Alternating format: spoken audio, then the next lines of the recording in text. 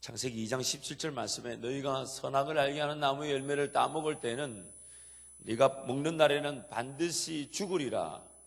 반드시 죽으리라. 하나님이 말씀하셨습니다. 네가 이 열매를 따먹는 날에는 반드시 죽으리라. 그러나 안타까운 것은 아담과 하와가 그 반드시 따먹고 말았죠. 그리고 그 불순종이 낳은 이 파급 효과는 엄청난 것이었습니다. 그 불순종, 그 선악과를 따먹음으로써 나타나는 그 파급 효과는 첫 번째, 죄와 사망이라는 것이 불순종한 당사자 아담과 하와에게만 적용되는 것이 아니라 이 세상을 지배하는 원리로, 그리고 모든 사람들이 그 지배 원리 아래에서 태어나게 되었습니다. 아담과 하와만이 죄를 지은 것으로 국한되고 끝이 난 사건이 아니라 그 불순종을 하나님은 이 땅을 지배하는 원리로 이 세상에 들어왔다. 아담과 하와의 불순종으로 그 불순종의 원리가 죄와 사망의 법이라는 것이 이 세상에 들어와서 이제 모든 사람들이 그 아래에서 태어나게 되었다. 두 번째 파급 효과는 이제 영원히 우리 사람의 힘으로는 이제 그 죽음이라는 것을 대가를 지불할 수 없게 되었고, 더군다나 죽음이라는 대가를 지불하지 못할 뿐 아니라 우리가 원래 창조받은 그 창조의 계획과 목적대로 삶을 살 수 없게 되어버렸습니다. 영원히 우리 힘으로는, 우리 사람의 힘으로는 우리가 처한 이 죽음이라는 대가를 지불하지 못하게 됐을 뿐 아니라 또한 하나님께서 나를 지으신, 이 땅의 유일한 존재로 나를 지으신 그 계획과 목적대로 삶을 살 수 없게 되어버렸습니다. 또 세 번째는 너무너무 안타깝지만 하나님의 뜻과 전혀 관계없는, 하나님의 뜻과 전혀 관계없는 사람들이 태어나서 하나님을 철저하게 인정하지 않고 하나님을 배반하고 거역하는 일이 또 일어나게 되었습니다. 네 번째는, 그리고 그러한 상태에서 지옥이라는 영혼 형벌을 피할 수 없게 되어버렸습니다. 결국 내가 선악과를 따먹으면 죽게 된다, 반드시 죽게 된다는 그 말씀의 이 파급 효과는, 그 불순종을 인한 파급 효과는 반드시 죽게 된다는 죄의 대가, 즉 지옥이라는 영원 감옥을 뜻하는 것이었습니다. 아담과 하와가 결코 상상할 수 없었던, 그러나 하나님을 배반하고 거역한 그 불순종의 대가가 죽음, 즉 영원 감옥이라는 시작임을 아담과 하와는 전혀 몰랐죠. 예수님께서 이 땅에 다시 오실 때에는 구원주가 아닌 심판주로 오십니다. 마치 목자가 양과 염소를 구분하듯 예수님께서는 이 땅에 하나님의 사람들과 그렇지 않은 사람들을 구분하러 오시게 됩니다. 근데 오늘 본문 말씀은 이제 그런 이 땅에 다시 오셔서 양과 염소를 가리듯, 그래서 하나님의 뜻을 따라 순종하며 하나님의 은혜를 경험한 자들은 오른편에 양이다, 의인이라 불려지고, 하나님과 전혀 관계없는 삶을 살았던 것은 왼편에, 이쪽이 왼편인가? 여러분 편에서 이쪽 왼편에 염소와 같이, 그리고 영벌, 그 지옥 형벌을 면하는 자들을 이렇게 구분하시게 되죠. 근데 오늘 본문에 그 비유가 나오는데 그 비유가 굉장히 좀 재밌는 내용을 담고 있습니다. 이 오른편이든 왼편이든 그 선자들이 당한 그 상황에 대해서 설명을 하면서 굉장히 재밌는 내용인데, 그 첫 번째가 뭐냐면 왼편으로 구분된 자들이든 오른편에 구분된 자들이든 두 부류 다 그 임금을, 우리 주님을 섬기려고 했다는 것입니다. 두 부류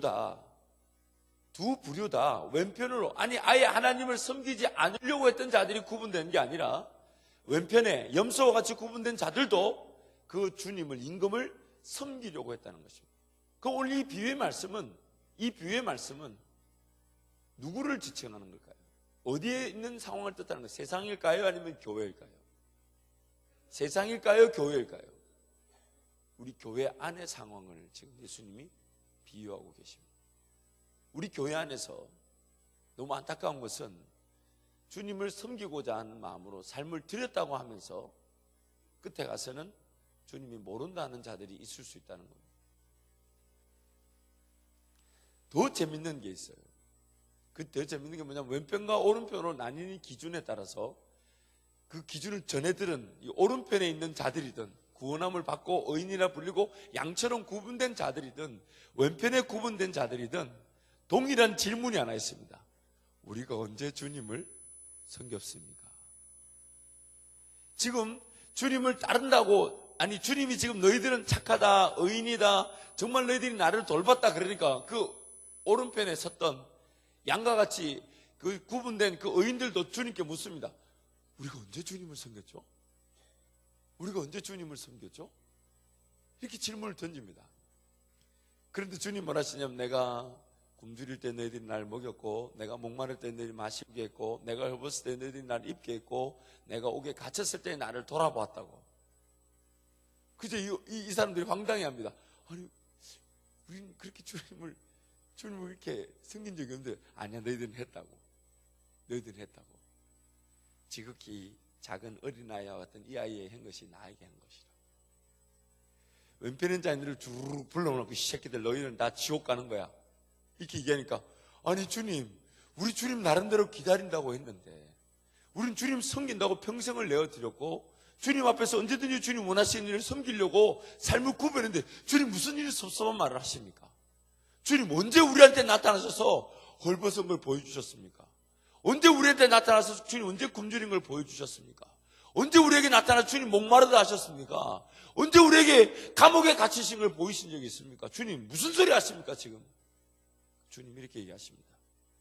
너 옆에 있는 그 지극히 작은 아이에게 그 헐벗고 있을 때, 굶주리고 있을 때, 목마를 때, 갇혔을 때, 그것이 바로 나였는데 너희들은 돌아보지 않았다. 이 뭘 뜻하는 걸까요? 뭡니까?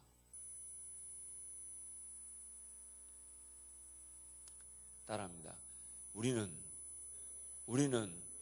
주님을 내가 하고 싶을 때에 내가 하고 싶은 것을 섬기고 싶어 한다. 우리는 이미 말씀을 통해서 계속 불순종할 수밖에 없는 존재들임을 깨달아 왔습니다. 그렇죠? 율법을 통해서도 혹은 내 본성을 통해서도 또 이 세상 이 타락한 이 구조 속에서 우리는 철저하게 불순종할 수밖에 없는 자들입니다.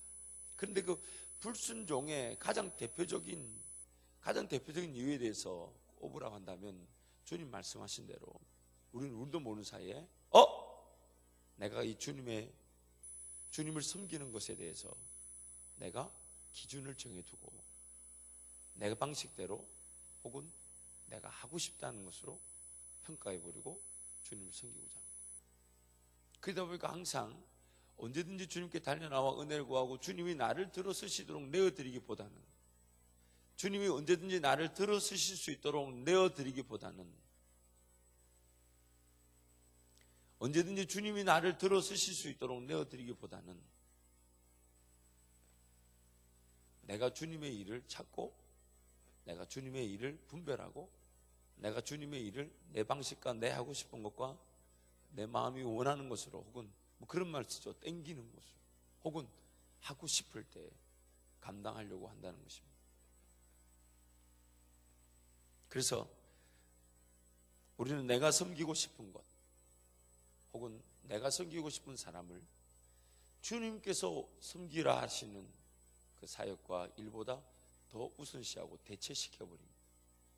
헌금을 할 때도 하나님께 드리는 것인데 따져 묻는 사람들이 있어요. 제발 그런 분들 헌금 안 했으면 좋겠어요. 따져 묻는 사람이 있어요. 어떻게 따져 묻냐면 이게 제대로 쓰이는지 안 쓰이는지.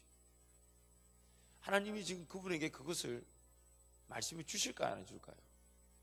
그에 대한 권한과 판단은 모릅니다. 여러분 앞에 선자들도 사실 이렇게 하면 제대로 쓰인지 아닌지 잘 몰라요. 주님 그냥 하라 하시니까 할 때가 많습니다. 그냥 섬기라 하시고 그냥 나눠주라 하시고 봉사를 하셔서 그냥 밑 빠진 독에 물 붓기식으로 할 때도 있어요. 왜요? 주님 하라 하시니까. 주님 하라 하시니까. 앞에 선 사람도 두렵고 떨림으로 하지. 그거를 이렇게 하면 열매가 있다 자부하고 자신할 사람 없고, 과연 그 열매가 열매인지도 아무도 모릅니다. 그저 무릎 꿇고 그냥 이 순간에는 어쩔 수 없이 이렇게 가는가 보다. 근데 주님 하라 하시니까 그렇게 가는 건데, 시간과 물질을 드리는 쪽에서 이게 이렇게 가면 물질이 제대로 쓰이는 것 같지 않은데, 이렇게 하면 시간이 제대로 쓰이는 것 같지 않은데, 이렇게 판단해버리면, 그러면 하나님이 리더십을 왜 세울 것이며, 하나님이 리더를 왜 세울 것이며, 그렇게 되면 무슨 문제가 생기냐면 결국 이 하나님의 교회가 규모와 조직이 그것으로 결정돼 버립니다. 그렇게 따지면 그 사람이 자기 혼자 리더가 돼야 되고 자기 혼자 일을 다 해야 됩니다.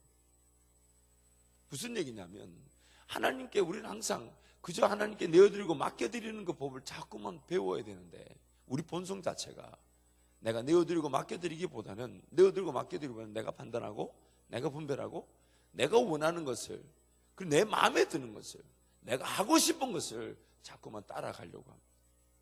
그리고 그런 것들을 사람들 동조시키고 같이 가자고.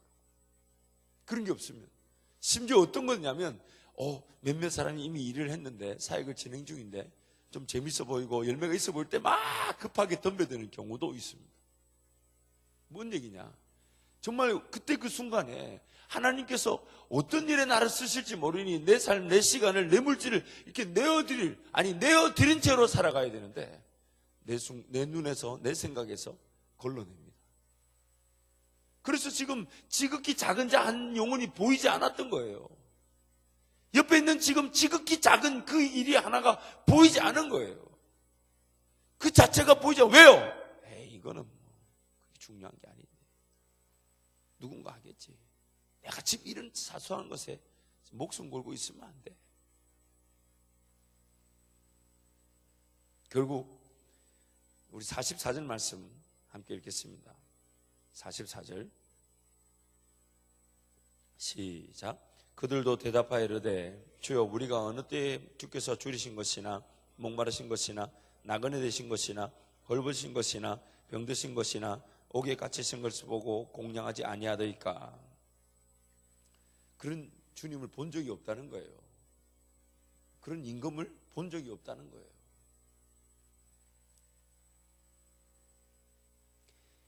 물론 우리의 삶은 당연히 주님을 따르다 보면 주님을 따르는 일이 당연히 재밌고 즐겁고 기어이 내가 하고 싶은 일이 될 수 있습니다. 주님 따르는 그 일 자체가 너무 재밌고 너무 기뻐서 내가 하고 싶어하는 일처럼 바뀔 수 있지만, 그러나 주님을 따르고자 하는 것에 하고 싶은 것과 내가 원하는 것과 내 생각이 옳은 것이 기준이 될 수는 없습니다. 순서가 바뀌면 안 돼요.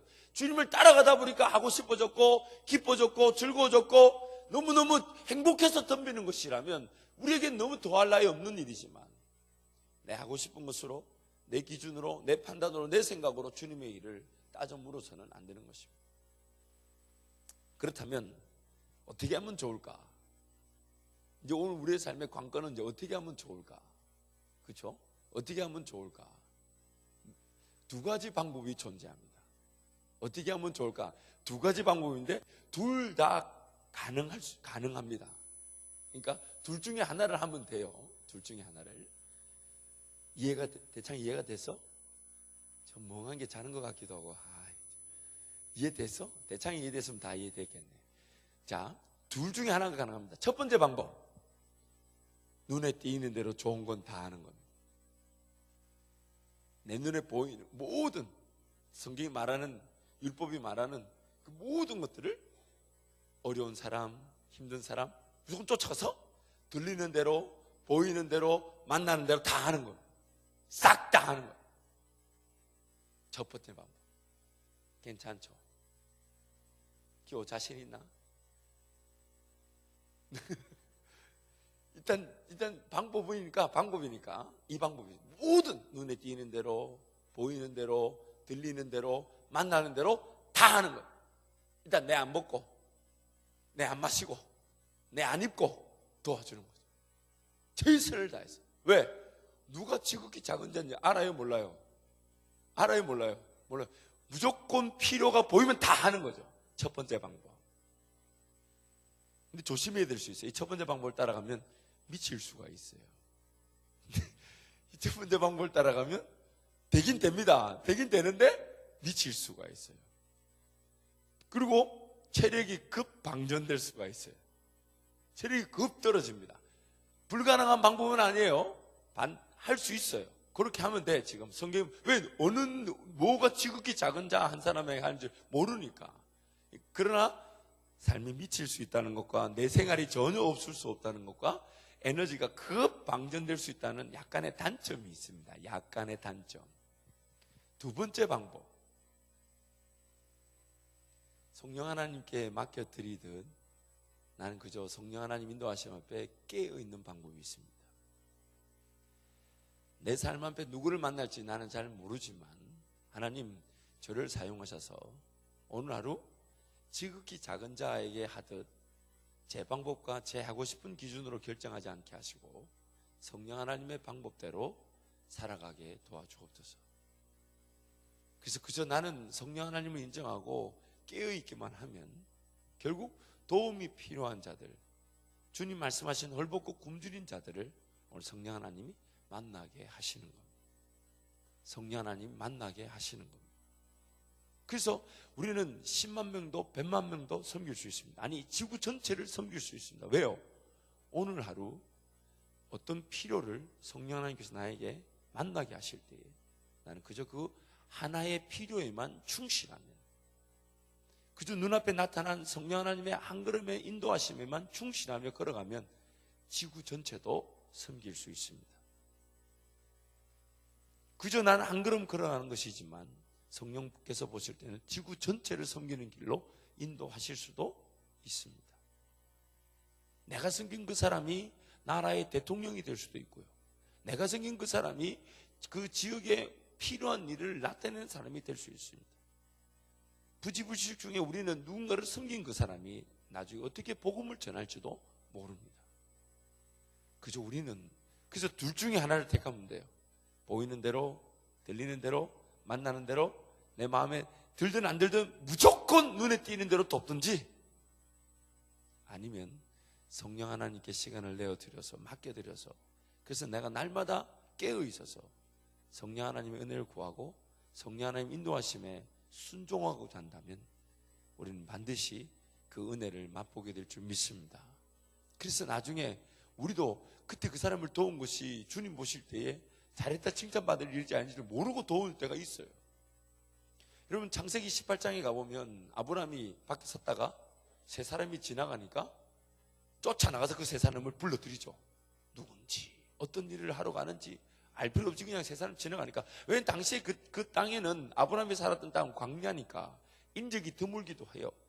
그래서 사람이 지나니까 반가웠을 수도 있지만 어쨌든 돕습니다. 알고 봤더니 이 세 사람이 누굽니까? 하나님이 지금 소돔과 고모라를 멸하라고 보낸 하나님의 천사들이었어요.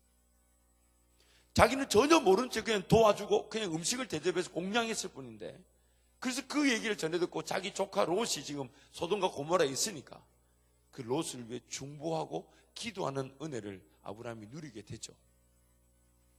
그리고 히브리서 13장 말씀 뭐라냐면 손님 대접하기를 잊지 말라. 부지 중에 천사들을 대접한 이 바로 아브라함이 있었다고 말씀하고 있습니다. 부지 중에. 부지 중에. 부지란 말이 뭡니까? 내가 모른다는 거잖아요. 그게 무슨 말입니까? 그냥 하나님과 동행하듯 하나님과의 삶을 살아가고 그 인도하심 앞에 깨어있기만 해도 하나님은 부지 중에라도, 우리 전혀 모르는 중에라도, 오늘 본문 말씀에 그 의인들이 우리가 언제 주님을 섬겼습니까? 라고 말하는 것처럼 그렇게 하나님을 섬길 수 있게 되는 것입니다. 그래서 여러분, 저와 여러분의 삶에 이 아침을 깨우고 아침을 하나님께 내어드리며 기도하며 시작하는 게 굉장한 의미가 있는 것입니다. 이게 보통 은혜가 아닙니다. 단순히 어제 못 만났던 배우자를 오늘 만나는 수준이 아니에요. 새벽마다 그 기도가 뜨거워지는 것 같아서 제가 한번 걸고 넘어가면 어제 못 만났던 배우자를 오늘 만나는 수준의 기도가 아닙니다. 내 개인적인 차원이 아니에요. 깨어있다 보면 그냥 나는 모르게 그냥 마음이 가고 감동을 주셔서 했는 것 뿐인데 그 일을 통해 죽어가는 영혼들이 살아나고 막 목회자가 살아나고 뜻밖의 사람이 도움을 얻고 막 가족들이 살아나고 주교 돌아오고. 그래서 우리끼리 그런 얘기하죠. 이게 이렇게 될 줄 나도 몰랐다고. 이렇게 될 줄 나도 몰랐다고. 부지 중에 일어난 일이라고. 무슨 말입니까? 그저 내 삶이 깨어있음을 통해서 하나님 그 은혜를 인도하심을 성령이 필요한 곳에 나를 세우시는 그 은혜를 누리게 되는 것입니다. 누리게 돼. 매일매일. 그러니까 이 새벽을 깨우기 위해, 아침을 깨우기 위해 밤에 할 수만 있다면 일찍 자려고 노력합니다. 왜요? 그 밤에 그 집에서 깨어있는 일이라고는 게임과 TV밖에 없습니다. 누차 말하지만 우리 육신이라는 이 자체가 하루를 다 쓰고 난 다음에 저녁에 팔팔하게 에너지가 살아있을 것 같아요? 내 머리가 깨어있을 것 같아요? 아니요, 이미 죽은 상태예요. 그래서 그 밤에 돌아다니면 이상한 놈을 만나게 되어 있어요. 재밌는 거는 그렇게 밤에 돌아다니다가 이상한 놈 만나면 감정이 열린다는 거. 그래도 사귀기 시작해서 후회하고 지 혼자서 벌벌 떨죠. 이거 어떻게 헤어지나. 여러분, 이 조심해야 돼요. 밤에 되도록이면 움직이지 않아야 된다. 여러분, 굉장하게, 여러분 통계를 한번 내보세요. 밤에 이상한 데서 돈 쓰는 데서 돈이 다 나갑니다. 낮에 정신 깨어있을 때 돈 안 써요. 그렇지 않아요? 밤에 대창규치 만나서 치킨 먹고 이러다 보면 돈 다 쓰잖아. 그리고 맨날 목사한테 8,000원밖에 없다 그러고. 그렇기 때문에 왜요? 이게 분별력과 선택의 그 에너지가 이미 죽어져 있는 상태예요. 그러니 성령 하나님께 그 얼마나 그 음성을 듣고 깨어있겠냐 말이에요. 그러니 저녁에는 일찍. 그래서 하나님이 밤을 밤이라 만드신 거예요. 자라고. 여호와가 사랑하신 자에게 여호와께서 사랑하신 자에게 뭘 준다고? 잠을 준다. 자란 말이에요. 9시 이후에 돌아다니는 건 따라합니다. 마귀짓이라. 이거 마귀짓이에요. 9시 이후에 돌아다니는 건 마귀짓이에요. 그 내 인간적인 방법이야. 새벽을 깨우고 이 아침에. 그래서 나중에 점점점 몇 시에 깨우냐? 이제 4시를 깨우다가 3시를 깨우고 3시를 깨우다가 2시를 깨우신 분 있잖아요. 우리 담임 목사님. 아니 우리가 없는 걸 얘기하는 게 아니잖아요 지금. 왜요? 그렇게 돼요. 주님 사랑하니까. 나중에는 천국 가서 실컷 자지라고 안 자는 사람도 있어요. 스데반이 돌에 맞아 죽었을 때 성경이 뭐랍니까? 곧 잔이라.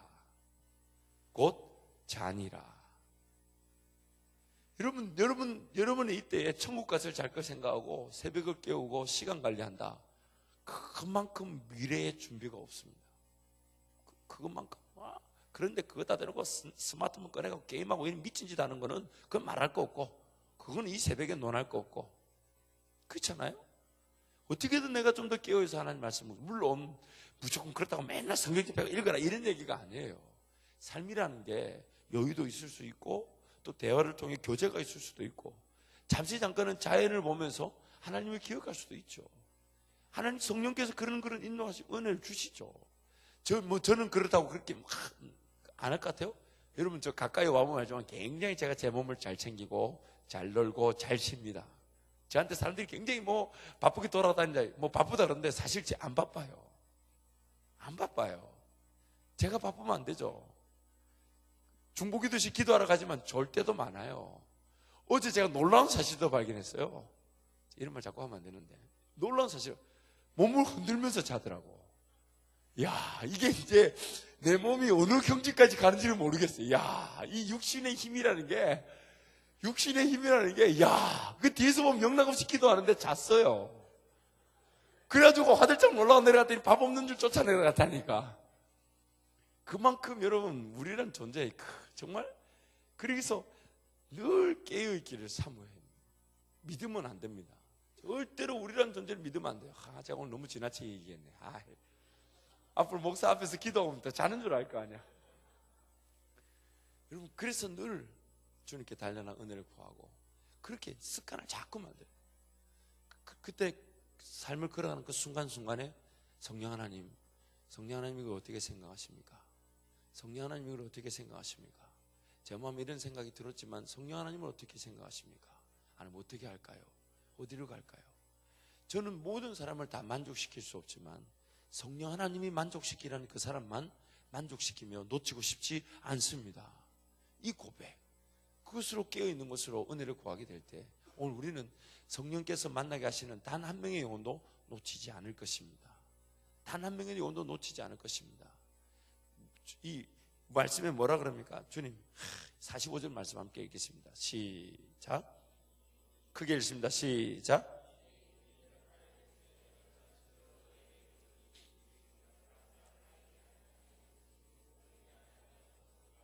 내가 너희에게 이르노니 이 지극히 작은 자 몇 명? 몇 명? 평생에 한 명만 제대로 섬겨도 됩니다. 그것도 모르는 가운데서라도. 지금 뭐랍니까? 지극히 작은 자 하나. 물론 이것은 어떤 큰 일만을 사모하는 것에 대한 경종입니다. 지금 당장 내가 할 수 있는 일이고 지금 당장 감당할 수 있다는 표시이기도 하지만 주님은 그렇게 많은 것들을 요구하지 않으십니다. 우리가 주님 만나는 그날도 마찬가지입니다. 우리 삶에 들은 어떤 열매로 주님께 평가를 받고 주님 나를 안아주실지 모르지만 수많은 일들이 아닙니다.